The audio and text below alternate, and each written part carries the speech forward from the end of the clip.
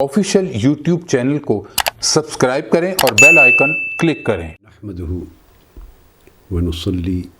व नुसल्लिमु अला सय्यदिना व मौलाना मुहम्मदिन रसूलिहिन नबिय्यिल अमीनिल मकीनिल हनीनिल करीमिर रऊफिर रहीम। अम्मा बाद फ़अऊज़ु बिल्लाहि मिनश शैतानिर रजीम। बिस्मिल्लाहिर रहमानिर रहीम। मा आताकुमुर रसूलु फ़ख़ुज़ूहु व मा नहाकुम अन्हु फ़न्तहू। सदक़ल्लाहु मौलाना अज़ीम। मुअज़्ज़ज़ हाज़रीन और सामीन व नाज़रीन, अल्लाह रब्बुल इज़्ज़त का शुक्र है जिसकी तौफ़ीक़ से हम मुक़ाम रिसालत और हुज्जियत हदीस व सुन्नत के एक तवील सिलसिलावार मौज़ू पर गुफ्तगू कर रहे हैं। इसके तहत हम पिछली चंद नशिस्तों से हुज़ूर अलैहिस्सलातु वस्सलाम के शारिह और शारिअ होने की दो हैसियतों पर रोशनी डाल रहे हैं। बतौर शारिह आका अलैहिस्सलातु वस्सलाम अहकाम कुरानी के इंटरप्रेटर हैं, उसकी तशरीह फरमाने वाले हैं, और बतौर शारिअ आका अलैहिस्सलातु वस्सलाम ख़ुद अहकाम शरीयत वज़ा फरमाने वाले हैं, खा वो अवामिर हों या नवाही हों, हलाल के अहकाम हों या हराम के। ख़ुद अपनी हदीस और सुन्नत की सूरत में शरीयत के अहकाम को वजूद देने वाले हैं, जैसे वो अहकाम कुरान मजीद की आयात से साबित होते हैं। पिछली नशिस्त में हमने हुज़ूर अलैहिस्सलातु वस्सलाम की जो तशरीई हैसियत है आपकी हदीस और सुन्नत की, उसका ज़िक्र करते हुए हमने आपके लेजिस्लेटिव अथॉरिटी के बाब में आपकी तशरीई जनाई का तज़किरा किया और बाज़ मिसालें दी कि पीनल लॉज़ में जो कुरान मजीद में कुछ अहकाम सज़ाओं के नहीं हैं वो सिर्फ़ हदीस नबवी से साबित है। अगर हदीस की हुज्जियत का इनकार हो जाए तो वो अहकाम सिरे से इस्लाम से ख़ारिज हो जाते हैं। इसी तरह तशरीह जनाई की मिसाल के अलावा हमने तशरीह तसब्बुब की मिसाल दी। बाज़ अहकाम ऐसे हैं कि जो कॉज़ और इफ़ेक्ट से रिलेटेड हैं कि कुरान मजीद ने एक हुक्म दिया, अब उसके बाद अगर कोई नई काज पैदा हो गई तो उसके बाद हुक्म बदल जाएगा। अब ये पूरा ज़िक्र नई काज के पैदा होकर हुक्म बदल जाने का कुरान में कहीं ना था। ये हुज़ूर सल्लल्लाहु अलैहि वसल्लम ने अता किया, कत्ल कर दे जिसके माल का वो वारिस बनने वाला था, या अज़रुए कुरान वो वारिस बनता था, तो वो उसकी विरासत का हकदार नहीं रहेगा एक पाई का भी, खा वो बेटा ही क्यों ना हो। ये तशरीह तसब्बुब था। फिर हमने तशरीह कफ़ारा का ज़िक्र किया और उसमें कफ़ारा सोम की मिसाल दी कि रोज़ा अगर जानबूझ के कोई शख्स तोड़ बैठे तो उसका कोई ज़िक्र कुरान मजीद में कफ़ारा क्या होगा नहीं है। यह आका अलैहिस्सलातु वस्सलाम ने ही अपनी सुन्नत के ज़रिए अता किया। और किसी शख्स को ख़ास एक्सेप्शनल कंडीशन में एग्जेम्पशन भी अता की, इस्तिस्ना भी अता किया। तो ये आका अलैहिस्सलाम की लेजिस्लेटिव कैपेसिटी है। फिर हमने तशरीह अम्र का ज़िक्र किया कि अगर कोई अम्र कुरान मजीद में नहीं था तो आका अलैहिस्सलाम ने दिए। मिसाल तो मैंने कल एक दी मिसवाक की, लेकिन इस तरह की हज़ारहा हदीस हैं। अगर आप कुतुब हदीस को उठा लें और कुरान मजीद को सामने रख लें तो बेशुमार अवामिर सैकड़ों की तादाद में, हज़ारों की तादाद में ऐसे मिलेंगे कि जो अम्र सिर्फ़ हदीस पाक से मिले, और उनका दर्जा फिर इस्लाम में सुन्नत मुअक्कदा का हो जाता है। उनमें से उनका दर्जा इस्लाम में सुन्नत गैर मुअक्कदा का हो जाता है। बाज़ वाजिब के दर्जे में चली जाती हैं और बाज़ चीज़ें मुस्तहब के दर्जे में जाती हैं, मगर ये सारे अहकाम शरीयत ही कहलाते हैं। इस तरह तशरीह अम्र थी और अब तशरीह नही है, प्रोहिबिटिव लेजिस्लेशन। कई अहकाम ऐसे हैं जो आका अलैहिस्सलाम ने दिए और उनके ज़रिए बाज़ चीज़ों को हराम करार दिया, और उन चीज़ों को कुरान मजीद ने हराम नहीं कहा था, قرآن مجید نے تحریم کے یعنی امر نہیں، کسی کو حرام قرار دینے، کسی کو پروہیبٹڈ اور فوربیڈن قرار دینے کی بھی اتھارٹی اللہ رب العزت نے اپنی ذات میں اور اپنے حبیب حضور نبی اکرم صلی اللہ علیہ وسلم کی ذات میں ویسٹ کی ہے، یعنی قرآن میں اور حدیث و سنت دونوں میں ویسٹ کرتی ہے۔ اور یہ سورہ اعراف کی آیت بھی اسی ضمن میں نے پڑھی تھی، یحل لہم الطیبات ویحرم علیہم الخبائث، پاک چیزیں ان کے لیے حلال کرتا ہے یہ اللہ کا رسول، تو یہ تشریع امر ہو گئی،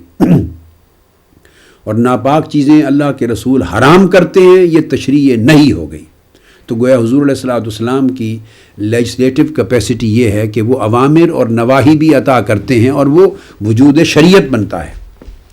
اس میں اسی طرح حضور علیہ الصلوۃ والسلام نے سونے کا پہننا، سونے کا زیور اور ریشمی لباس مردوں کے لیے حرام کر دیا۔ اب یہ قرآن مجید میں کہیں نہیں ہے، قرآن مجید میں کہیں ذکر نہیں ہے نہ سونے کے زیور کے حرام ہونے کا نہ ریشمی لباس کے حرام ہونے کا، لیکن حضور صلی اللہ علیہ وسلم نے اس کو حرام کر دیا۔ سنن ترمذی حدیث نمبر 1720، آقا علیہ السلام کے بعد حدیث آپ نے فرمایا حرم لباس الحریر والذہب علی ذکور امتی، اور حدیث میں یہ تو صحابی کہتے ہیں کہ آقا علیہ السلام نے کیا، مگر چونکہ علی ذکور امتی تو فرمایا حرم لباس الحریر روایت میں والذہب علی ذکور امتی، کہ میری امت کے مردوں پر ریشمی لباس اور سونے کا زیور حرام کر دیا گیا ہے۔ اب یہ فرمانا کہ میری امت کے مردوں پر یہ دو چیزیں حرام کر دی گئی ہیں، کس نے حرام کی ہیں؟ قرآن مجید میں تو نہیں ہے۔ تو یہ اسلوب بیان ہے، اگر صحابی بیان کرے تو وہ کہتے ہیں حرم رسول اللہ صلی اللہ علیہ وسلم لباس الحریر وذکور علی ذکور امتہ، اپنی امت کے مردوں پر آقا علیہ السلام نے ریشمی لباس اور سونے کے جو زیور حرام کر دیے۔ اب آقا علیہ السلام نے فرمایا حرام کر دیے گئے ہیں، مگر قرآن نے نہیں کیے، یہ بزبان رسالت مآب صلی اللہ علیہ وآلہ وسلم حرام کر دیے گئے ہیں۔ فرمانے کا مقصد یہ ہے کہ میری زبان کے ذریعے امت کے مردوں پر یہ چیزیں دو حرام کر دی گئیں، تو یہ شریعت میں حرام ہے۔ اب اسی طرح مثلا تشریع شہادت ایک اور کیٹیگری ہے، تشریع شہادت، یہ بھی ایڈجیکٹو اور پروسیجرل لاء میں آ جاتا ہے، لاء آف ایویڈنس میں آتا ہے، اور اس طرح کے بے شمار قوانین اور لاز ہیں، بے شمار، جو احکام شہادات کہلاتے ہیں، جو قرآن میں نہیں ہے، وہ صرف حضور علیہ السلام کی حدیث نے عطا کی ہے۔ ایک ایک چونکہ میں ہر ایک کی مثال دے رہا ہوں وقت سے کو بچانے کے لیے، تو یہ جو عدالتی ضابطہ جات ہیں جن کو ہم احکام شہادات کہتے ہیں، وہ تمام قوانین اور اس کے سلسلے میں جتنی قانون سازی اور تشریح ہے وہ کثرت کے ساتھ صرف احادیث نبوی صلی اللہ علیہ وسلم سے ثابت ہے۔ مثلاً آقا علیہ السلام نے فرمایا جب ایک مدعی ہوتا ہے اور ایک مدعا علیہ ہوتا ہے، دونوں عدالت میں جاتے ہیں، تو آقا نے فرمایا البینۃ علی المدعی والیمین علی من انکر، وفی روایت البینۃ علی المدعی والیمین علی المدعا علیہ، دونوں لفظ ہیں کہ گواہی دینا، دلیل پیش کرنا، یہ مدعی کے اوپر واجب ہے، جو پلینٹف ہے اس کی ذمہ داری ہے گواہی دینا، اپنی دلیل پیش کرنا، دعوے کا ثبوت پیش کرنا، اور اگر وہ ثبوت نہ پیش کر سکے تو مدعا علیہ پر انکار کی صورت میں قسم واجب ہے،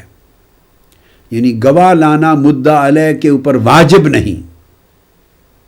اگر اس کے پاس کوئی گواہی نہیں تو وہ اگر سچا ہے، تزکیت و شہود ہو جائے تو اس کے قسم پر اعتبار کیا جائے گا۔ یہ لاء دیا آقا علیہ السلام نے، البینۃ علی المدعی والیمین علی من انکر، تو جو انکار کرتا ہے مدعا علیہ اس کی قسم پر اعتبار ہوگا اگر مدعی گواہی اور ثبوت نہ دے سکے۔ اب آپ دیکھیے کتنا ایک فنڈامنٹل پرنسپل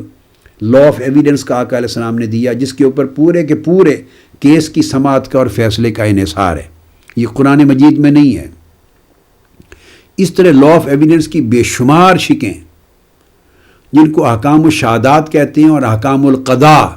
عدالتوں کا پورا پروسیجر، یہ ہزارہ احادیث ہیں اور سینکڑوں احکام ہیں جو صرف احادیث نبوی سے ثابت ہیں اور وہ قرآن مجید میں نہیں ملتے۔ تو گویا یہ پورے Islamic procedural codes, criminal side کے ہوں یا سول سائیڈ کے، وہ سارے حدیث پر قائم ہیں۔ اگر حدیث کی حجیت کا انکار ہو جائے تو آپ دیکھتے آئیے کہ اسلام کے کتنے حصے ریلیجس لا سے لے کر نماز، روزہ، حج، زکوٰۃ سے لے کر حتیٰ کہ کلمہ شہادت ہی سے لے کر سب کچھ خارج ہوتا چلا جاتا ہے اگر حدیث و سنت کی حجیت کا انکار کر دیں۔ یہ سب چیزیں حدیث اور سنت نے ان کو فارمیٹ دی ہیں پراپر۔ پھر ایک اور قسم کی لیجسلیشن ہے، اس کو تشریع استثناء کہتے ہیں، کسی حکم میں استثناء کر دینا۔ اس کی مثال میں نے تشریحی حاکمیت کے ضمن میں بھی دے دی تھی۔ مثال کے طور پہ قرآن مجید نے کہا حرمت علیکم المیتہ، تمہارے اوپر مردار حرام کر دیا گیا۔ پورے قرآن مجید نے 4 مقامات پر یہ آیت آئی ہے اور ہر مقام پر میتہ کے بارے میں کوئی استثناء نہیں ہے، سب مردار حرام ہو گئے، یعنی وہ جانور جن کا گوشت یا وہ پرندے یا وہ دریائی اور آبی جانور جن کا گوشت کھانا حلال ہے اور وہ بغیر شرعی ذبح کے، شرعی طریقے سے ذبح کیے بغیر مر گئے طبی موت، اس کو مردار کہتے ہیں، میتہ کہتے ہیں۔ اب قرآن مجید نے میتہ میں کوئی ایگزیمپشن نہیں کی، دیر از نو ایکسیپشنل کلاز۔ حرمت علیکم المیتہ الف لام لگا کر استغراق کا ہر مردار حرام کر دیا قرآن مجید نے، ہر مردار حرام ہو گیا۔ اب آقا علیہ الصلوۃ والسلام نے حدیث پاک میں اس مردار میں سے استثناء کیا،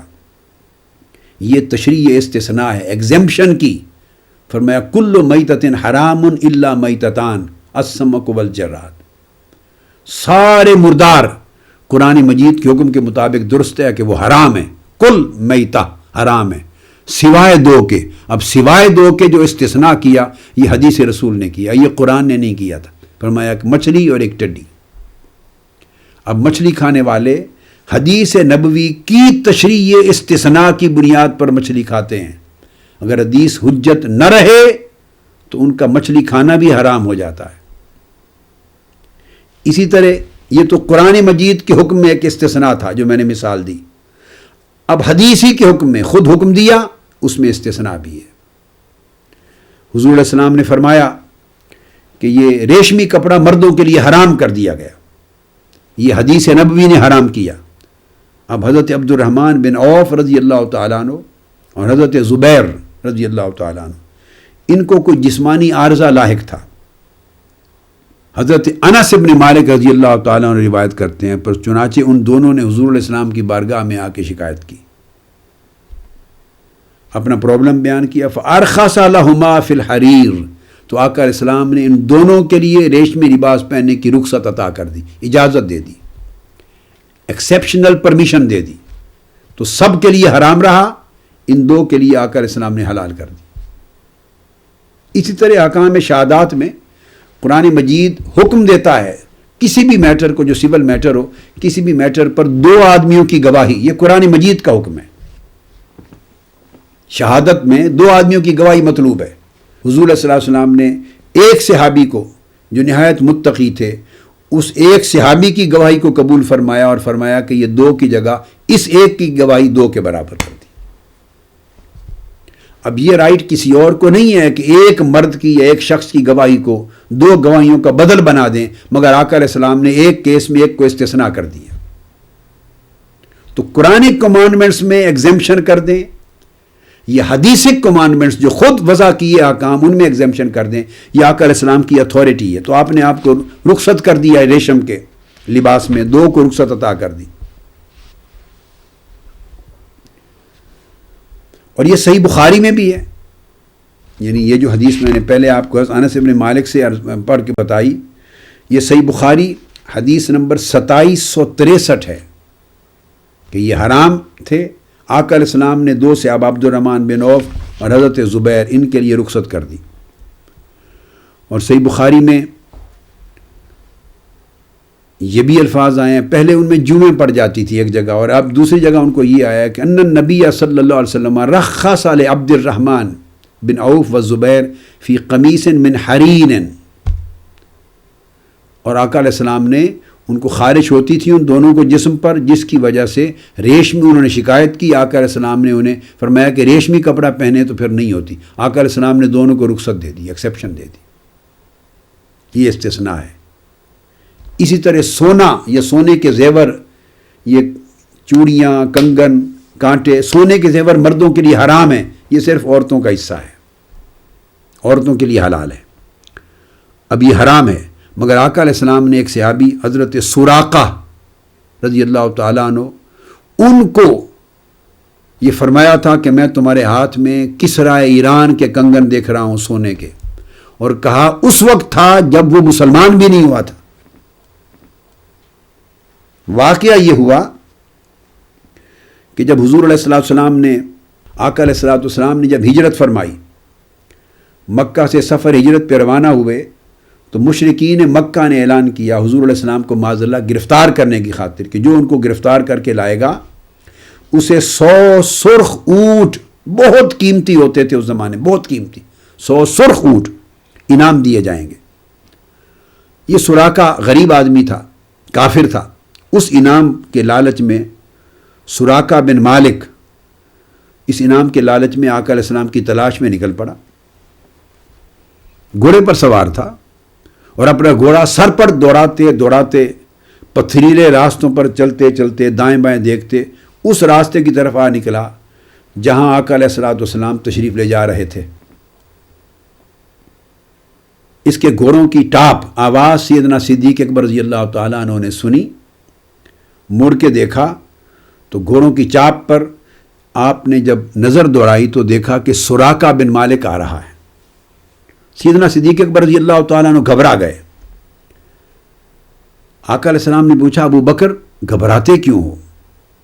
عرض کیا یا رسول اللہ سراقہ بن مالک آ نکلا ہے، اس نے ہمیں دیکھ لیا ہے۔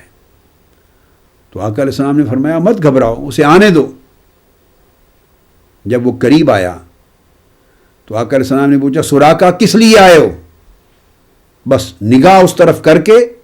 جلال کی کیفیت کے ساتھ دیکھا، کس لیے آئے ہو؟ اتنا کہنے کی دیر تھی، نگاہ مصطفیٰ کے اثر سے سراقہ کا گھوڑا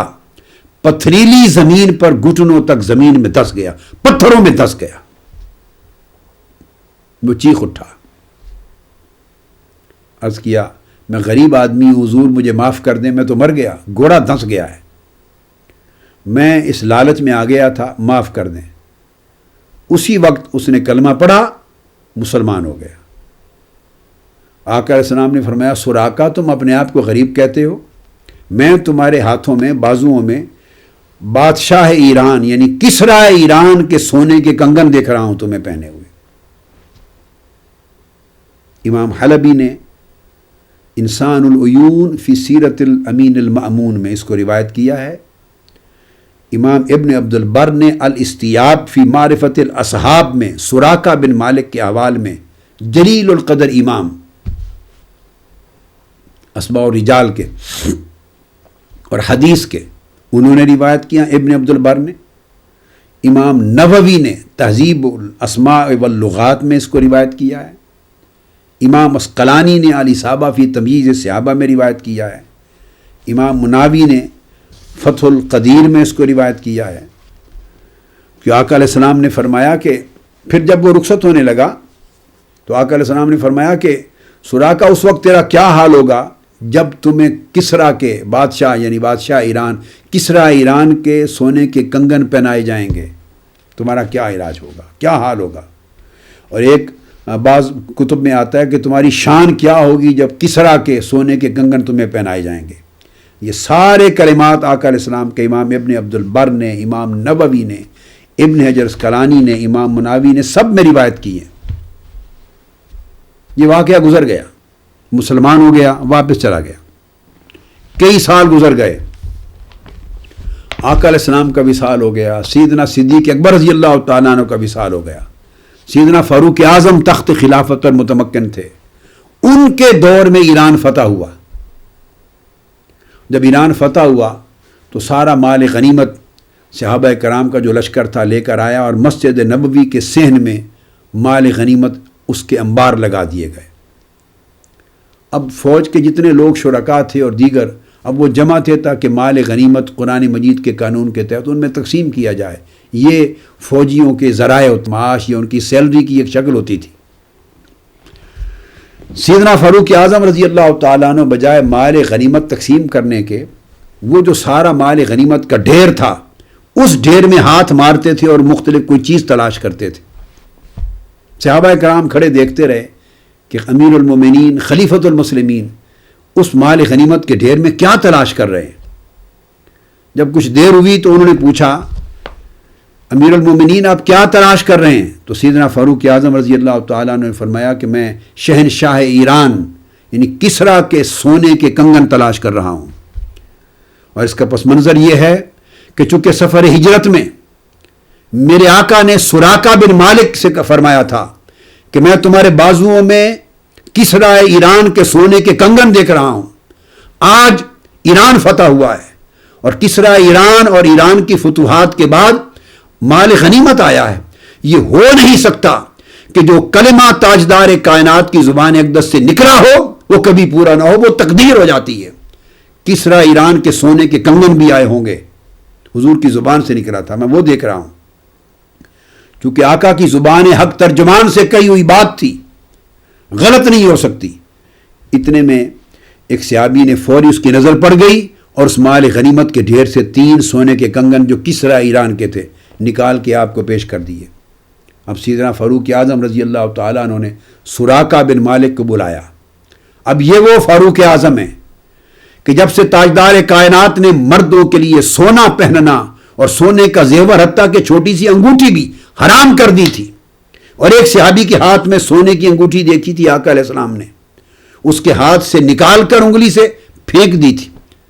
فرمایا یہ عورتوں کے لیے حلال ہے، مردوں کے لیے نہیں۔ جب آقا علیہ السلام اٹھ کے چل دیے، وہ صحابی سونے کی انگوٹھی وہیں چھوڑ کے گھر چل دیا۔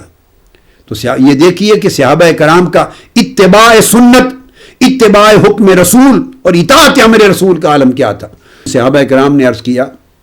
اے بھائی، آقا علیہ السلام نے تو تمہارے ہاتھ سے نکال کے اس لیے پھینکی ہے کہ مردوں کے لیے حرام ہے، اٹھا کے لے جاؤ اپنی بیوی کو پہنا دینا، مگر ان کی اتباع محبت اور عشق رسول کے خمیر سے نکلی تھی۔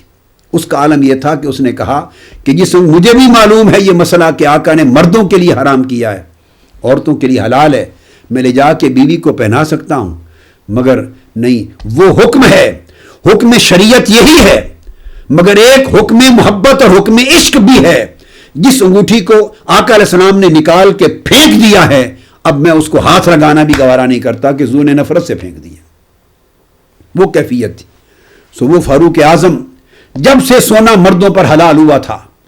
ان کے دور خلافت میں کوئی شخص سونے کی انگوٹھی پہن کر کی مدینہ کی گلیوں میں پھر نہیں سکتا تھا۔ یہ نظم اور ضبط تھا، احکام شریعت کے نفاذ تھا۔ اب وہی فاروق اعظم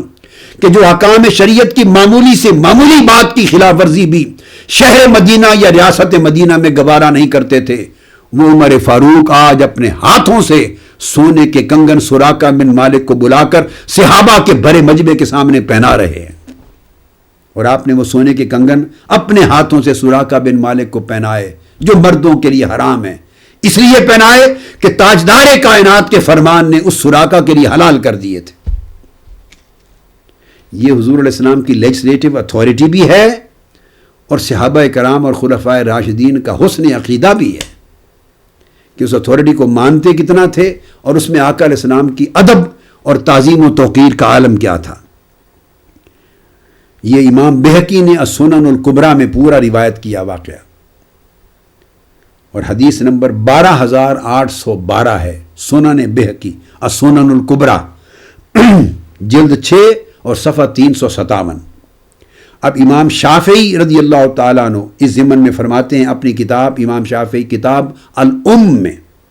جلد 4 صفحہ 157 الام میں فرماتے ہیں وَإِنَّمَا أَلْبَسَهُمَا سُرَاقَةٌ لِأَنَّ النَّبِيَّ صلی اللہ علیہ وآلہ وسلم قال له۔ حضرت عمر نے سراقہ بن مالک کو اپنے ہاتھوں سے سونے کے کنگن پہنائے صرف اس لیے کہ آقا علیہ السلام نے یہ فرمایا تھا کہ میں اس کے بازوؤں میں کسریٰ ایران کے سونے کے کنگن پہنے ہوئے دیکھ رہا ہوں۔ تو یہ صحابہ کرام کا اور خلفائے راشدین کا اپنا عمل تھا، یہ عقیدہ تھا ان کا کہ ایک تو آقا ورنہ وہ کہہ سکتے تھے کہ مردوں کے لیے حضور نے حرام کر دیے، وہ تو ایک تاریخی بات تھی، آقا نے ویسے فرما دیا تھا کہ تم کیسے غریب ہو، میں تو تمہارے ہاتھ میں یہ دیکھ رہا ہوں۔ راستے 100 نکل آتے ہیں اوائڈ کرنے کے، مگر نہیں، آقا علیہ السلام کے فرمان کی منشا روح کو سمجھتے تھے، سمجھا کہ جب حضور نے یہ فرما دیا اس کے لیے حلال کر دیا، یہ ان کا عقیدہ تھا۔ اب یہ جو تشریعی حاکمیت ہے، یعنی اس سے احکام کا وجود میں آنا، احکام شرعی کا وجود میں آنا، جس طرح قرآن سے وجود میں آتے ہیں احکام شرعی، اس طرح حدیث رسول اور سنت رسول سے وجود میں آتے ہیں۔ تو یہ عالم خلفائے راشدین کا پورا طرز عمل اسی مشرب، اسی مسلک اور اسی عقیدے پر رہا۔ صحیح بخاری میں حدیث نمبر 1520 ہے، حضرت عمر رضی اللہ تعالیٰ عنہ حج کے دوران کعبے کا طواف کرتے ہوئے حجر اسود سے مخاطب ہوتے ہیں، یہ صحیح بخاری سے کوٹ کر رہا ہوں۔ پھر ابن ماجہ میں، ابن حبان میں، احمد مسند احمد بن حنبل میں، ہر جگہ یہ حدیث ہے، مگر صحیح بخاری سے کوٹ کر دی۔ آپ نے فرمایا حجر اسود کو خطاب کر کے، لولا رأیت رسول اللہ صلی اللہ علیہ وآلہ وسلم یقبلک ما قبلتک ثم قبلہ، حجر اسود کو تھام لیا اور کہا اے حجر اسود انی اعلم انک حجر لا تنفع ولا تضر، اے پتھر میں جانتا ہوں حجر اسود تو ایک پتھر ہے، نہ میرا نفع تیرے ہاتھ میں ہے نہ میرا نقصان اس کا تو مالک ہے، مگر اس کے باوجود تمہیں چومنے لگا ہوں۔ اور پھر کہا لولا رأیت رسول اللہ صلی اللہ علیہ وسلم یقبلک، خدا کی قسم اگر میں نے آقا علیہ السلام کو نہ دیکھا ہوتا کہ حضور نے تم کو چوما، تم کو چومتے ہوئے نہ دیکھا ہوتا، ما قبلتک، کبھی میں تمہیں نہ چومنے کی جسارت کرتا، یہ کہہ کر پھر منہ آگے بڑھایا، ثم قبلہ، اور حجر اسود کو چومنے لگے۔ آپ کے یہ کلمات اس امر پہ دلالت کرتے ہیں کہ آپ نے حجر اسود کو چوما، حکم شریعت بن گیا، حصہ طواف بن گیا، سنت بن گئی، شریعت بن گئی، اور صرف یہ اعلان کر کے کہ یہ حکم شریعت جو قیامت تک چلے گا، ہر حاجی اور ہر معتمر جو سین کعبہ میں آ کے طواف کرے گا وہ یہ حجر اسود کو چومے گا، اور جو بھیڑ کی وجہ سے چوم نہ سکے وہ دور سے سلام کیے بغیر گزر کے نہیں جائے گا، استلام کرے گا، یا چومے گا یا سلام کرے گا۔ یہ حکم قرآن میں کہیں نہیں تھا۔ سیدنا فاروق اعظم یہی تو اعلان کر رہے ہیں کہ ہم وہ لوگ ہیں کہ ہم اسلام کو صرف قرآن سے نہیں لیتے، ہم حکام شریعت کو صرف آیات قرآنی سے نہیں لیتے، جس طرح قرآن نے کہہ دیا وہ شریعت بن گئی، اس طرح زبان مصطفیٰ نے بھی کہہ دیا تو شریعت بن گئی، حدیث و سنت مصطفیٰ سے جو مل گیا وہ بھی حکم شریعت بن گیا۔ یہ اعلان کرنے کے بعد اور پوری امت کو قیامت تک کے لیے یہ امر بتانے کے بعد اپنا مشرب پھر چومنے لگے، تاکہ لوگوں کو پتہ چل جائے کہ ہم حضور کی زبان اقدس سے جو نکل جائے اس کو شریعت مانتے ہیں۔ اب یہ تو فاروق اعظم رضی اللہ تعالیٰ عنہ ہیں، آگے بڑھنے سے پہلے ساتھ ان کے بیٹے، ان کا مشرب بھی دیکھیں، اور سیدنا عبداللہ ابن عمر رضی اللہ تعالیٰ عنہ، میں ان کی بات کر رہا ہوں، اور جو حدیث ابھی کوٹ کرنے لگا ہوں یہ امام نسائی نے سنن میں روایت کی ہے، سیاستہ میں حدیث نمبر 1434، امام ابن ماجہ نے سنن میں روایت کی حدیث نمبر 1066، امام مالک نے الموطا میں روایت کیا حدیث نمبر 334، امام احمد بن حنبل نے مسند میں روایت کی، امام ابن حبان نے الصحیح میں روایت کی، امام ابن خزیمہ نے الصحیح میں روایت کی، امام حاکم نے المستدرک میں روایت کی۔ الغرض کثیر کتب حدیث میں یہ حدیث آئی ہے اور حدیث صحیح۔ کسی نے حضرت عبداللہ ابن عمر رضی اللہ تعالیٰ عنہ سے پوچھا یہ تشریع محمدی صلی اللہ علیہ وآلہ وسلم اور حدیث اور سنت نبوی کی تشریعی حیثیت، آقا علیہ السلام کا لا گیور ہونا، آپ کی لا گیونگ اتھارٹی ہونا، اور سنت اور حدیث کا شریعت کے احکام بنانے کے اعتبار سے حجت ہونا، اس پر عبداللہ ابن عمر رضی اللہ تعالیٰ عنہ کا معمول، باپ کے ساتھ بیٹا بھی سن لیں۔ ان سے کسی نے سوال کیا کہ قرآن میں تو صرف اتنا ذکر آیا ہے کہ سفر میں ہو تو نماز قصر پڑھو، بس قصر کا ذکر آیا ہے، اس کا اجمالی میں بات پہلے اجمالاً کر چکا ہوں۔ تو کسی نے سوال کیا عبداللہ ابن عمر قرآن مجید میں تو قصر کا ذکر آیا ہے، اب یہ کس طرح پتہ چلا آپ کو کہ قصر ہے کیا؟ آپ کیسے قصر پڑھتے ہیں؟ مثلا فجر کو قصر نہیں کرتے، 2 کی 2 پڑھتے ہیں، مغرب کو قصر نہیں پڑھتے، 3 کی بجائے 2 نہیں کر لیتے، 3 کی 3 پڑھتے ہیں، زور کی قصر کرتے ہیں 2 پڑھتے ہیں، عصر کی قصر کرتے ہیں، عشاء کی قصر کرتے ہیں۔ پھر اس کے بعد قرآن مجید میں یہ کہیں نہیں آیا کہ مسافر کا معنی کیا ہے، کتنے سفر پہ آپ جا رہے ہیں، کتنے میلوں کا سفر ہے تب قصر ہوگی، اور اس سے کم کا سفر ہے تو قصر نہیں ہوگی. کہیں قرآن میں نہیں آیا. قرآن میں یہ کہیں نہیں آیا سفر و حضر کا فرق کرنے کے لیے کہ وہاں کتنے دنوں کا قیام ہو تو اتنے دنوں کا قیام حضر بن جائے گا، پھر قصر کا حکم نہیں ہوگا. اور اس سے کم درجے کا قیام ہو تو سفر کہلائے گا. مثلا 15 دن اگر قیام کرنا ہے یا 15 دنوں سے زیادہ تو پھر قصر نہیں ہوگی. دوران سفر کر لیں گے، جب وہاں پہنچ جائیں گے جہاں اپنے سفر کے لیے جس مقام پر جس شہر میں پہنچے وہاں قیام اگر 15 دن سے زیادہ کا ہے تو پوری پڑھتے رہیں گے. اگر 15 دن سے کم 14 دن کا بھی سفر ہے تو پھر قصر کریں گے، آدھی کریں گے. اور پھر اگر مہینہ رہ کر بھی چلیں گے تو دوران سفر پھر آپ قصر کریں گے. گھر پہنچ جائیں گے شہر میں تو پھر قصر ختم ہو جائے گی. یہ سارے احکام قرآن میں نہیں آئے. کچھ چیز بھی ان میں سے قرآن نے بیان نہیں کی سوائے اس حکم کے کہ قصر کرو. جیسے فرما دیا نماز پڑھو، اور اس کی کوئی تفصیل قرآن میں نہ تھی. تو عبداللہ ابن عمر رضی اللہ تعالیٰ عنہ سے پوچھا تو آپ لوگ پھر قصر کس طرح کرتے ہیں، کیسے نماز قصر پڑھتے ہیں؟ ان کا جواب بڑا ایمان افروز بھی ہے، وجد آور بھی ہے، عشق انگیز بھی ہے، اور ادب آفری بھی ہے. وہ فرماتے ہیں ان اللہ بعث الینا محمدا صلی اللہ علیہ وآلہ وسلم. اے پوچھنے والے سنو، اللہ نے ہماری طرف اپنے محبوب سیدنا محمد مصطفیٰ صلی اللہ علیہ وآلہ وسلم کو بھیج دیا. ولا نعلم شیئا، اور علاوہ اس کے ہم اور کچھ نہیں جانتے. یہاں ایک میں بات کہنا چاہتا ہوں جو الفی حدیث کے الفاظ ہیں. نہیں فرمایا وما علمنا شیئا یا وما کننا نعلم شیئا، یعنی ہم پہلے کچھ نہیں جانتے تھے، یا ہمیں پہلے احکام شریعت یا کسی چیز کا علم نہ تھا. یہ نہیں فرمایا. اگر یہ کہنا ہوتا کہ پہلے کچھ نہیں جانتے تھے حضور نے علم دیا تو پھر فرماتے وما کننا نعلم شیئا یا وما علمنا شیئا. نہیں فرمایا. فرمایا ان اللہ بعث الینا محمدا، اللہ نے ہمارے اندر محبوب صلی اللہ علیہ وآلہ وسلم اپنے حبیب مکرم نبی آخر زمان محمد مصطفیٰ صلی اللہ علیہ وسلم کو مبعوث فرما دیا، بھیج دیا. آگے لفظ ہیں صیغہ مضارع کا ہے، نعلم ولا نعلم شیئا، اور بس ہم اس کے علاوہ اور کچھ نہیں جانتے. ایک محمد کو جانتے ہیں صلی اللہ علیہ وسلم، ایک محمد مصطفیٰ کو جانتے ہیں، انہی کو دیکھتے ہیں، اور کچھ نہیں جانتے، دائیں بائیں نہیں تکتے. انما نفعل کما رأیناہ یفعل، بس ان کو جانتے ہیں، ان کو دیکھتے ہیں، اور خدا کی قسم ہم جو کچھ وہ کرتے رہتے ہیں کرتے جاتے ہیں، انہی کو دیکھ کر ہم وہی کرتے ہیں. یہ ہماری شریعت ہے، یہ ہمارا قرآن ہے، یہ ہمارے احکام ہیں، یہ ہمارا اسلام ہے، یہ معیار ہے دین کا. انما کلمہ حصر ہے، نفعل ہم صرف وہی کچھ کرتے ہیں، کما رأیناہ یفعل جیسے ان کو دیکھتے ہیں کچھ کرتے ہوئے. یہ ہمارا پیمانہ ہے. ہمیں کیا فکر پڑی کہ اور قرآن مجید میں باقی تفصیل آئی ہے یا نہیں آئی. قرآن نے کہہ دیا قصر کرو، اور کچھ نہیں بتایا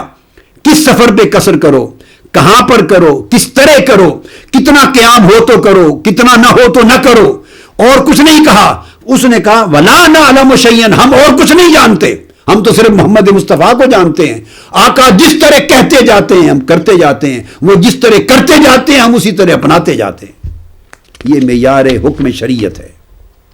میں نے تمام ریفرنسز آپ کو دے دیے. یہ حدیث اتنے طرق کے ساتھ حدیث صحیح آئی. یہ ان کے کلمات ایک پورا کا پورا کرائٹیرین دے رہا ہے، معیار دے رہا ہے حدیث اور سنت کی حجیت کا. یعنی سنن نسائی نے اپنے طریق سے حدیث صحیح دی، امام ابن ماجہ نے اپنے طریق سے حدیث صحیح دی، امام مالک نے اپنے طریق سے حدیث صحیح دی الموطا میں، امام احمد بن حنبل نے اپنے طریق سے حدیث دی، امام ابن حبان نے الصحیح میں اپنے طریق سے، پھر امام ابن حبان نے 2 جگہ، ابن خزیمہ نے الصحیح میں اپنے طریق سے دی، امام حاکم نے مستدرک میں اپنے طریق سے دی، امام حیثمی نے اپنے طریق سے دی، امام ابن عبد البر نے التمہید میں اپنے طریق سے دی، تہذیب الکمال میں اپنے طریق سے آئی، اور دیگر ائمہ نے الگ الگ پھر اس کو کوٹ کیا. اس سے اندازہ کرتے ہیں آپ کہ کیا طریقہ کار تھا اور کیا عقیدہ اور مشرب تھا خلفائے راشدین کا آقا علیہ الصلوۃ والسلام کی تشریعی حاکمیت کے باب میں. یہی طرز عمل سیدنا صدیق اکبر رضی اللہ تعالیٰ عنہ کا تھا. سیدنا فاروق اعظم رضی اللہ تعالیٰ عنہ کا ایک معروف طریق تھا، سنن کبریٰ بہقی اٹھائیے، کوئی فیصلہ کوئی مسئلہ ان کے سامنے پیش ہوتا، کوئی ڈسپیوٹ ان کے سامنے آتا تو فرماتے سب سے پہلے کتاب اللہ کو دیکھو، قرآن کو، اگر اس میں فیصلہ پا لیتے تو فیصلہ کر دیتے، اگر فیصلہ نہ پاتے تو فرماتے حضور کی سنت، وہ سورس آف لا ہے، وہ شریعت کا دوسرا سورس ہے، حضور کی سنت معلوم کی جاتی، آقا علیہ السلام کی سنت میں جو ملتا تو پھر اس کے مطابق فیصلہ کر دیتے۔ اگر قرآن اور سنت دونوں میں نہ ملتا، یہ فرسٹ پرائمری فنڈامنٹل سورسز تھیں، نہ ملتا تو پھر آپ باہر نکلتے اور صحابہ کرام سے پوچھتے کہ میرے پاس ایسا تنازع آیا ہے، میں نے قرآن میں اور سنت میں دونوں میں دیکھا، یعنی جو کچھ ان کے پاس ریڈیلی اویلیبل نالج تھا قرآن اور سنت کا مجھے نہیں ملا، تو پھر وہ پوچھتے کہ لوگوں اگر تم میں سے کسی کے علم میں ہو کہ ایسا تنازع آقا علیہ السلام کی بارگاہ میں پیش ہوا ہو اور کوئی جانتا ہو تو اس میں آقا نے کوئی فیصلہ فرمایا ہو اور تمہارے علم میں ہو تو مجھے اس کی خبر دو، تو پھر لوگ کچھ کھڑے ہو جاتے اور کہتے ہاں رسول اللہ صلی اللہ علیہ وسلم نے اس معاملے میں ایسا فیصلہ فرمایا تھا، تو وہ ان صحابہ کرام کی شہادت پر سنت رسول کو حجت سمجھتے ہوئے، حدیث اور قضاء رسول کو حجت سمجھتے ہوئے فیصلہ فرما دیتے۔ یہ صدیق اکبر رضی اللہ تعالیٰ عنہ کا عمل تھا، مگر قرآن اور سنت دونوں کو حجت سمجھتے برابر۔ اگر خود ان تک وہ کوئی روایت یا ان کے علم میں چیز نہ پہنچی ہوتی تو پھر صحابہ کرام سے گواہی لیتے اور آقا علیہ السلام کا پوچھتے کہ حضور علیہ السلام کا اس بارے میں حکم کسی کو معلوم ہو، شہادت مل جاتی تو فیصلہ فرما دیتے۔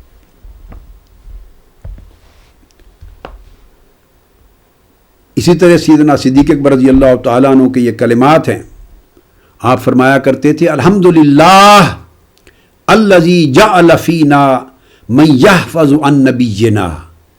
یہ سیدنا ابو بکر صدیق رضی اللہ تعالیٰ عنہ کے الفاظ ہیں، اس کو امام دارمی نے روایت کیا اپنی سنن میں، اور امام دارمی یہ وہ ہیں امام مسلم کے بھی شیخ ہیں حدیث میں، درجہ بتا رہا ہوں، اور امام مسلم نے اپنی صحیح مسلم میں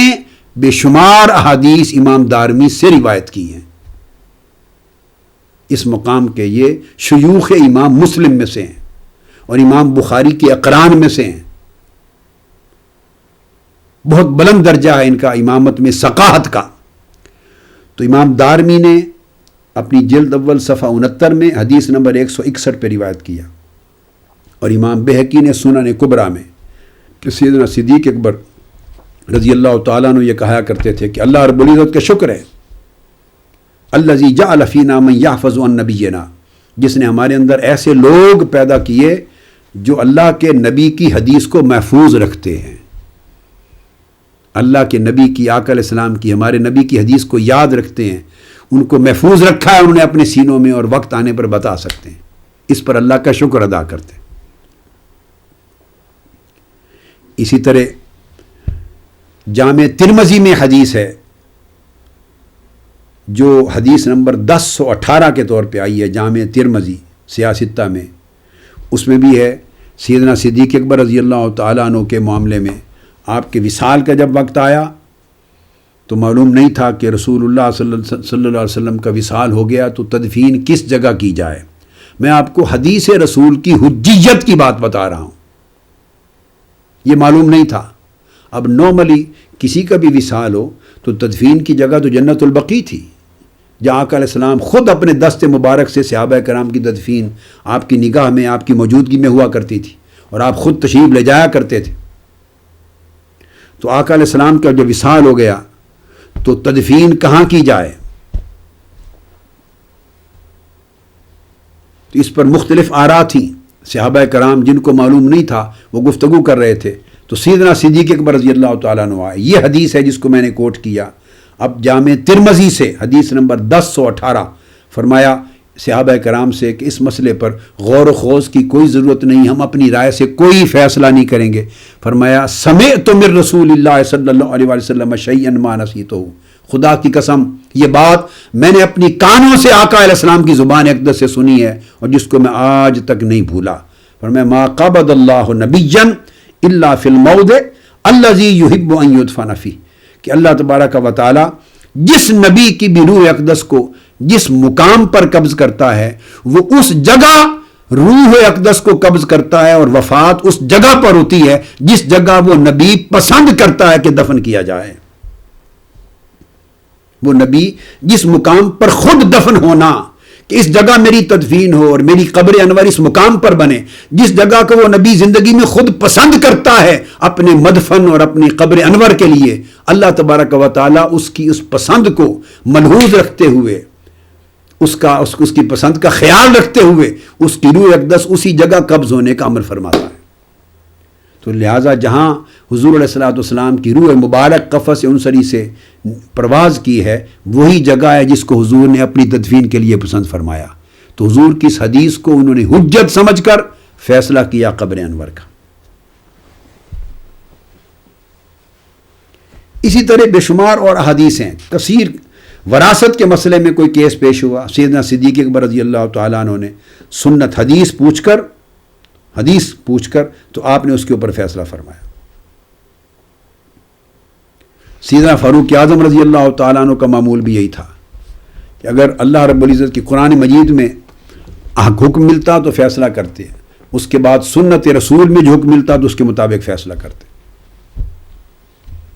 اور حدیث میں ہے، امام مالک نے الموطا میں روایت کیا ہے کہ سیدنا فاروق اعظم رضی اللہ تعالیٰ عنہ یہ ارشاد فرماتے اور آپ یہ اعلان کرتے کہ لوگوں تمہارے لیے سنت، حضور علیہ السلام کی سنت اسی طرح مقرر کی گئی ہے جس طرح اللہ رب العزت کے فرائض تمہارے لیے مقرر کیے گئے۔ یہ بنیاد بناتے سیدنا فاروق اعظم رضی اللہ تعالیٰ عنہ۔ اس کو امام مالک نے الموطا میں روایت کیا، امام اسقلانی نے بھی فتح الباری میں، امام ابن عبد البر نے بھی التمہید میں۔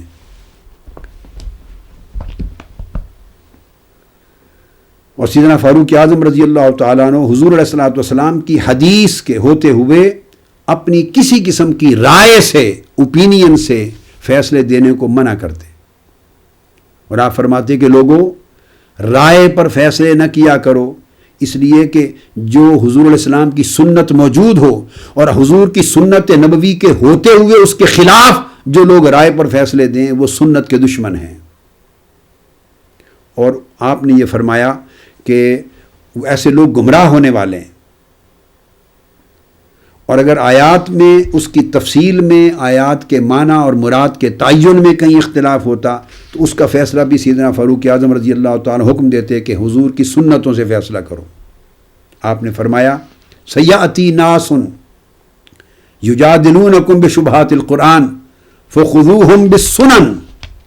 فإن اصحاب السنن اعلم بکتاب اللہ۔ یہ سیدنا فاروق اعظم رضی اللہ تعالیٰ عنہ نے ایک کیٹیگوریکلی ایک پرنسپل دیا۔ اس کو امام دارمی نے اپنی سنن میں روایت کیا، حدیث نمبر 119، اور یہ وہی امام دارمی ہیں جن کو میں نے بتایا کہ امام مسلم کے شیخ، اور صحیح مسلم میں امام مسلم نے ان سے روایات لی ہیں۔ آپ نے فرمایا کہ لوگوں ان قریب ایسے لوگ آئیں گے جو قرآن مجید کی جو آیات متشابہات ہیں انہیں پڑھیں گے، یا قرآن مجید کی آیات کے معنی میں شبہات پیدا کریں گے،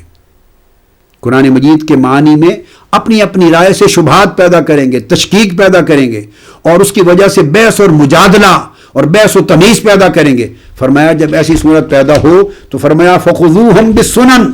تو خبردار پھر ایسے لوگوں کو آقا علیہ السلام کی سنت کے ذریعے گرفت کر لینا، آقا کی حدیث اور سنت کے ذریعے ایسے لوگوں کا محاسبہ کرنا، اس لیے کہ ان اصحاب السنن اعلم بکتاب اللہ، جن لوگوں کے پاس حضور کی حدیث اور سنت کا علم ہے وہی لوگ اللہ کی کتاب قرآن کو سب سے زیادہ بہتر جاننے والے۔ جن لوگوں کے پاس آقا علیہ السلام کی حدیث اور سنت کا علم ہے وہ اللہ کی کتاب قرآن کو سب سے زیادہ جاننے والے ہیں۔ ان اصحاب السنن اعلم بکتاب اللہ، یہ سیدنا فاروق اعظم رضی اللہ تعالیٰ عنہ نے ایک قاعدہ اور کلیہ دیا امت محمدی کو اپنی ذات کی بنیاد پر۔ یہی عمل سیدنا عثمان غنی رضی اللہ تعالیٰ عنہ کا رہا کہ جب صحابہ کرام نے آپ سے بیعت لی تو بیعت کے وقت بھی آپ نے فرمایا، جب خلیفہ مقرر ہوئے بیعت کے وقت بھی، تو آپ نے فرمایا یہ کہ آپ نے ارشاد فرمایا کہ وہ صحابہ یہ کہتے تھے کہ یوں کہیں، آپ نے صحابہ کرام سے جب بیعت فرمایا نبایعک علی سنت رسول اللہ صلی اللہ علیہ وآلہ وسلم والخلیفین من بعدہ کہ ہم آپ کی بیعت کرتے ہیں آپ کے ہاتھ پر حضور علیہ الصلوۃ والسلام کی سنت کے مطابق، والخلیفتین من بعدہ، اور جو خلیفے دو آپ کے بعد آئے ابو بکر عمر، ان کی سنت کے مطابق۔ تو آپ نے بیعت لی، مسند خلافت پر بیٹھے، اپنے دور حکومت کی ابتدا بھی اس جملے سے کی کہ بیعت کا عمل بھی آقا علیہ السلام کی سنت کی حجیت کے تابع ہوگا۔ سیدنا علی شیر خدا رضی اللہ تعالیٰ عنہ کا عمل بھی پوری زندگی یہی رہا۔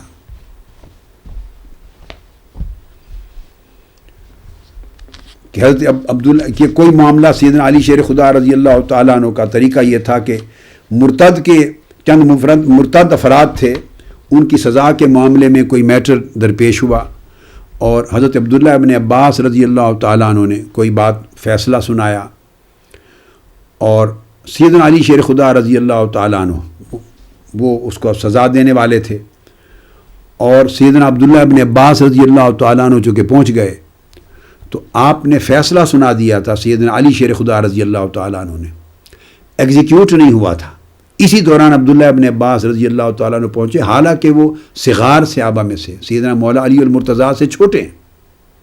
عمر میں، مگر کثیر روایات ہیں، حدیث ہیں ان سے۔ تو جب وہ پہنچ گئے تو انہوں نے حضور علیہ الصلوۃ والسلام کی حدیث سنا دی سیدنا علی شیر خدا رضی اللہ تعالیٰ عنہ کو کہ میں نے اپنے کانوں سے آقا علیہ السلام کی زبان اقدس سے مرتد کی سزا کے بارے میں یہ سنا، وہ نہیں یہ سنا۔ تو جب عبداللہ ابن عباس رضی اللہ تعالیٰ عنہ یہ فیصلہ سن لیا تو حضرت علی شیر خدا رضی اللہ تعالیٰ عنہ نے فرمایا کہ اگر وہ جو حکم دے دیا تھا، آپ نے فرمایا کہ خدا کی قسم اگر میں یعنی پہلے ہوتا تو میں یہ کبھی سزا نہ دیتا، میں اس سزا کو بدل دیتا، یعنی اگر آپ کی جگہ میں ہوتا تو انہوں نے کہا کہ پھر میں وہ جو سزا آپ نے دی وہ نہیں دیتی، چونکہ آقا علیہ الصلوۃ والسلام نے ان کے بارے میں یہ سزا دینے کو حکم فرمایا تھا۔ سیدنا علی شیر خدا رضی اللہ تعالیٰ عنہ جب یہ بات سنی آقا علیہ السلام کی حدیث تو فرمایا صدق ابن عباس، عبداللہ ابن عباس رضی اللہ تعالیٰ عنہ نے سچ کیا، اور سچ کیا، آپ نے اپنی رائے بدل لی۔ اس سزا پر جو آپ کا ویو تھا، عبداللہ ابن عباس سے روایت حدیث سن کے اپنی رائے بدل لی۔ مقصد اس بات کا عرض کرنے کا یہ تھا کہ یہ تمام خلفائے راشدین کا یہ عمل رہا اور ان کا یہ عقیدہ اور یہ مشرب و مسلک رہا، یعنی ان کے ہاں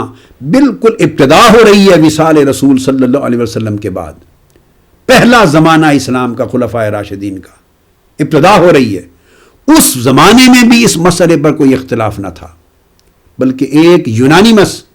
کانسیپٹ تھا، یونانیمیٹی تھی اس کے اوپر تمام خلفائے راشدین کی اور تمام صحابہ کی، کہ کوئی معاملہ ہوتا تو اسے کتاب اللہ کی طرف رجوع کرتے، فردوہ الی اللہ، قرآن میں دیکھتے، اور قرآن میں نہ ملتا تو اسی طرح حضور کی حدیث اور سنت کو اتھارٹی سمجھتے، وَإِلَى الرَّسُولِ فردوہ الی اللہ والرسول، پھر سنت رسول میں دیکھتے۔ اور ریزن بھی یہ کہ خود آقا علیہ الصلوۃ والسلام نے ہی حضرت معاذ بن جبل رضی اللہ تعالیٰ عنہ کو بھی، حضرت ابو موسیٰ اشعری رضی اللہ تعالیٰ عنہ کو عمر بھر تلقین اور نصیحت بھی یہ فرمائی تھی کہ اگر کوئی مسئلہ تم پہ آئے تو کیسے فیصلہ کرو گے؟ تو وہ صحابہ کہتے، معاذ بن جبل نے عرض کی یا رسول اللہ بے کتاب اللہ، فرمایا فَإِن لَمْ تَجِدْ، اگر اللہ کے قرآن میں تمہیں نہ ملے تو فرمایا فَبِسُنَّةِ رسول اللہ، پھر حضور کی سنت پہ فیصلہ کروں گا۔ فرمایا فَإِن لَمْ تَجِدْ فِيهِمَا، اگر قرآن اور میری سنت دونوں میں نہ ملے تو گویا آقا علیہ السلام نے اپنی زبان مبارک سے قرآن کو اور اپنی حدیث و سنت کو اتھارٹی قرار دے دیا تھا۔ تشریح احکام میں، تشریح احکام میں، شریعت کے احکام میں اتھارٹی قرار دے دیا تھا۔ اگر میری سنت اور قرآن دونوں میں نہ ملے تو پھر انہوں نے کہا ثم اجتہد برأیی، پھر میں اجتہاد کروں گا۔ اور دوسری روایت میں ہے جو سیدنا فاروق اعظم رضی اللہ تعالیٰ عنہ نے اجتہاد کو بھی چوتھے درجے پر مؤخر کیا، فرمایا اگر قرآن میں نہ ملے پھر سنت رسول میں دیکھو، اگر سنت رسول میں بھی نہ ملے تو اس کے بعد جو صالحین ہیں صحابہ اہل اللہ، اولیاء صالحین، ان کی اجتماع میں ان کی اجتماعی رائے کو لو، ان سے مشاورت کرو۔ تو گویا صالحین کی رائے میں بھی ایک برکت ہوتی ہے اگر وہ شک قرآن میں اور سنت رسول میں نہ ملے، یہ ترتیب تھی۔ اور اگر صالحین کی اجتماعی رائے سے بھی وہ رہنمائی نہ ملے تو تب فرمایا چوتھے درجے پر اجتہاد کرو اپنی رائے سے۔ اسی کی روشنی میں ان اصولوں کے تحت جو قرآن سنت اور صالحین نے وضع کی ہیں، اکابر نے وضع کی ہیں۔ یہ سیدنا فاروق اعظم رضی اللہ تعالیٰ عنہ کا طریق تھا، اور آپ نے خط لکھے عمال کو اور گورنروں کو اس پر عمل کرنے کے لیے سیدنا فاروق اعظم رضی اللہ تعالیٰ عنہ نے۔ تو یہ ایک یونانیمیٹی تھی، اجماع تھا صحابہ کرام کا اور خلفائے راشدین کا کہ آقا علیہ الصلوۃ والسلام کو احکام شریعت وضع کرنے کا اختیار اسی طرح ہے جیسے قرآن کو ہے، اور حدیث رسول کا وہی درجہ ہے تشریع احکام میں جو درجہ قرآن کا ہے۔ ہمارے لیے دونوں حجت ہیں، یکساں حجت ہیں، فردوہ الی اللہ والرسول کی قرآنی نص کے تحت۔ ہاں، جب ان کے درمیان آرڈر آف پرائورٹی کی بات آ جائے، قرآن اور سنت رسول، قرآن اور حدیث رسول کے مابین اگر درجہ بندی اور رتبے کی بات آ جائے تو اس درجہ بندی میں قرآن کا درجہ پہلا ہوگا اور حدیث اور سنت رسول اس کے بعد، اور پھر میں نے کہا کہ پھر اجماع، جس کو انہوں نے کہا کہ صالحین کی اجتماعی رائے لو، اور پھر اس کے بعد اجتہاد۔ یہی چار قواعد تھے جس پر کل ائمہ فقہ نے فقہ اپنی تشکیل دی اور اصول فقہ کے ضوابط بنائے گئے۔ تو یہ آج کی گفتگو ہم یہاں پہ ختم کرتے ہیں، اور اس کے بعد آگے انشاءاللہ تعالی یہ جو گفتگو ختم ہوئی اس پر آگے جو اعتراض اب کیے جاتے ہیں، جن جن بنیادوں پر حجیت حدیث رسول اور حجیت سنت رسول کا انکار کیا جاتا ہے، ہم ان کو انٹرٹین کریں گے۔ اور وہ سب سے بڑا بنیادی اعتراض، دو اعتراض کیے جاتے ہیں۔ ایک یہ کہ معاذ اللہ حضور علیہ الصلوۃ والسلام نے حدیث کی کتابت سے منع فرما دیا تھا، سو حدیث حجت نہیں ہے۔ اگر حجت ہوتی حدیث اور سنت رسول تو صحابہ کرام کو اس کے لکھنے سے منع کیوں کرتے؟ ایک یہ اعتراض کیا جاتا ہے، اور ایک یہ اعتراض کیا جاتا ہے کہ بخاری، مسلم، ابو داؤد، ترمذی، نسائی، ابن ماجہ اور یہ حدیث کی بڑی بڑی ساری کتابیں بقول ان کے یہ 200 سال بعد میں جا کے معرض وجود میں آئیں، مرتب ہوئیں، مدون ہوئیں۔ اتنا گیپ ہے، اتنے زمانے کے بعد حدیث مرتب ہوئی، لہٰذا اس کی صحت پر معاذ اللہ اعتماد نہیں کیا جا سکتا۔ اب حجیت حدیث اور حجیت سنت رسول کے انکار کے لیے سارا انحصار ان دو اعتراضات کے اوپر کیا گیا ہے۔ اگلی نشست سے انشاءاللہ تعالی اب ہم ان اعتراضات کو ترتیب سے لیں گے، ان احادیث کو لیں گے اور ان کے جوابات کو لیں گے۔ اب یہ ہماری اس پوری لیکچر کی سیریز کا آخری حصہ ہوگا اور موسٹ امپورٹنٹ ہوگا یہ حصہ، جس پر انشاءاللہ مفصل بات ہم کریں گے۔ وما علینا الا البلاغ۔ آفیشیل یوٹیوب چینل کو سبسکرائب کریں اور بیل آئیکن کلک کریں۔